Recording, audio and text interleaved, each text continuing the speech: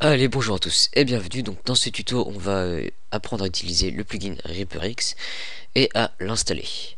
Donc là, je suis sur le site principal du plugin. On va voir ce qu'on peut faire avec. Donc le but principal était de créer des cordes, mais avec ça, vous pouvez faire autre chose. Donc comme par exemple ceci, donc qui est quand même magnifique. Voilà, donc ça a été fait avec son plugin. Donc là, une corde pour le pendu. Des grilles de cordes et une corde dans une corde. Voilà. Donc ce plugin est en anglais seulement. Il y est sous différentes versions de Cinema 4D et Mac. Moi je vais prendre la version R12 R13 de Cinema 4D. Voilà. Donc le fichier est en zip par défaut. Pour ça vous prenez WinRAR ou 7zip et vous le désarchivez. Voilà. Ensuite, vous le copiez. Et on va aller chercher Cinema 4D. Voilà. Et on va dans Plugin. Moi, il y est déjà. Donc, vérifiez bien que Cinema 4D est fermé avant de le mettre. Sinon, ça ne marchera pas. Donc, ensuite, on retourne sur Cinema 4D. On va créer une spline. Donc, moi, je vais prendre le B-spline. Et je vais placer des points un petit peu partout là-dedans.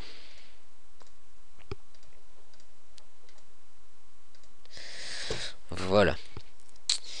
Donc il n'y a pas de croisement, c'est super. On va dans module externe, ReaperX. On glisse notre spline dans ReaperX. Voilà. Et par défaut, on a une corde avec les réglages par défaut dans l'option générale. Donc on va apprendre à se servir de tout ça. Voilà, donc les stunts, c'est le nombre de cordes. On peut dire ça comme ça. Là, donc ça c'est le diamètre. Ici, donc là c'est la distance du tourbillon. Donc je vais revenir à 3 cordes, comme ça on va mieux voir les distances du tourbillon. Et ici c'est le nombre de tourbillons.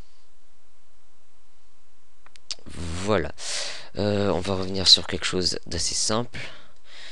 On va changer ça et ça. On va mettre plus de ça. Voilà, donc je vais vous montrer ce qu'on peut faire avec les autres options. Donc dans options ici, stretch, on peut décider de construire la spline de 0 à 100%. Et ici, vous pouvez lui donner des formes. Donc là, c'est pour l'animation. Ensuite, dans les stances, donc là, c'est à peu près la même chose. On peut décider de quand commencer la courbe, la corde. Là, pareil.